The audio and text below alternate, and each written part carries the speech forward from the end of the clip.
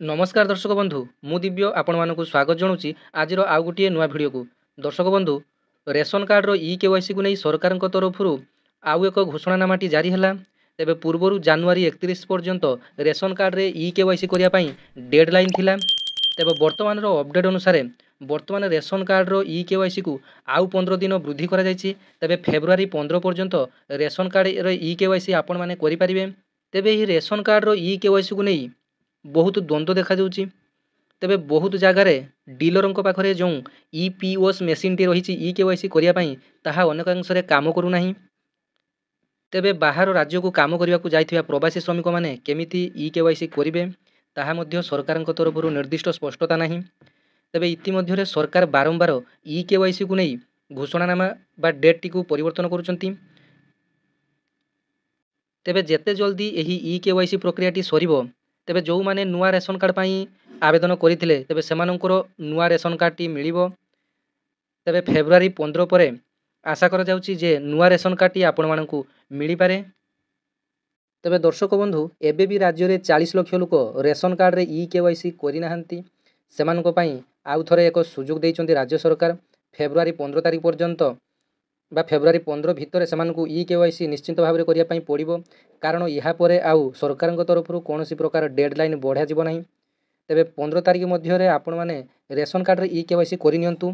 जदि भी कहीं प्रवासी श्रमिक भिडियोटी को देखुतांती तेबे आपण मानकू निश्चिंत भाव में घर को आसी इ केवाईसी टी कंप्लीट करिया पई पड़िबो।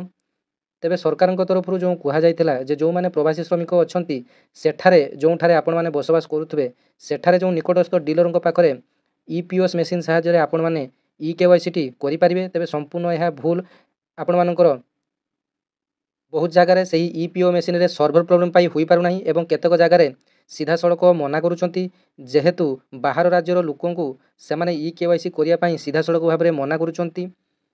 तेबे एही परिस्थिति रे बाहर रहुतबा प्रवासी उड़िया माने सेमाने निज गाँ को फेरी आसी इ केवाईसी टी करिया पई पड़िबो निश्चिंत भाव में।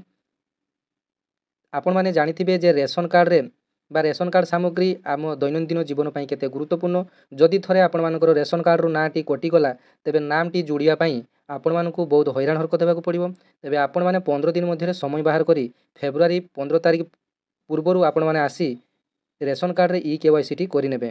तेबे सरकारी चाकरिया माननको पाई मध्य डेडलाइन आसी सारिची एवं जेते सबु आउटसोर्सिंग कर्मचारी अछंती तेबे सेमानको पाई सरकार तरफ घोषणानामा होईची। तेबे जदि आपण मानकर मासिक इनकम 10 किंबा 12,000 रु अधिक होइतिबो तेबे आपण माने जदि रेशन कार्ड रे पूर्वरु रेशन सामग्री पाउचंती तेबे आपण माने पाई परिबे नाही। आपण माने आउटसोर्सिंग कर्मचारी हुंतु किंबा सरकारी कर्मचारी हुंतु जदि आपण माने 10,000 टंका रु अधिक आपण माने पाउचंती तेबे आपण माने आ रेशन कार्ड पाई परिबे नाही। तेबे किछि दिन पूर्वरु सरकार सीधा सड़क भाव में ग्राम रक्षी मानकर जो मानकर रेशन कार्ड थिला तेबे सेमानंकर समस्या को नहीं वर्तमान विवाद मुंड टेकिछि जे ग्राम रक्षी माने मध्य एही रेशन कार्ड चाउल पाई परिबे नाही। तेबे सेमानंकर चाकरीटी ठिका चाकरी काम कले दरमा दैनिक हार रे सेमानंकु दरमा मिले तेबे सेमानंकर चाकरी रहिछि ठिका चाकरी। तेबे सेमानंकु रेशन कार्ड मिलिबा कथा। तेबे सरकार तरफ वर्तमान विवृत्ति दिया जायछि जे ग्राम रक्षी माने बा होमगार्ड माने एही रेशन कार्ड रु बाद पड़िबे। तेबे जो सरकारी चाकरिया माने पूर्वरु रेशन कार्ड रे रेशन सामग्री लुटुथले तेबे सेमानको पाई सरकार तरफ गाइडलाइन आसी सारिछि। जदि सेमाने आउ गोटे दिन समय रहला जदि जनवरी 31 तारिख सुधा सेमाने रेशन कार्ड रु निजर नाम टी को न कटांती तेबे तांकू आईन अनुसार दंड दिया जिवो एवं चाकरी जीवा सहित तांकू 3 वर्ष जेल दंडादेश मध्य होई पारे जहाँ सरकार तरफ गाइडलाइन प्रकाश पाइछि। तेबे दर्शक बंधु आपण को जदि मोर ये भिडियोटी इनफॉर्मेटिव और जेन्युइन लगे चैनल टी को निश्चिंत भाव में सब्सक्राइब करने पाखरे घंटी चिन्ह टी को दबाई ऑल नोटिफिकेशन रे सेट करदे। धन्यवाद। जय जगन्नाथ।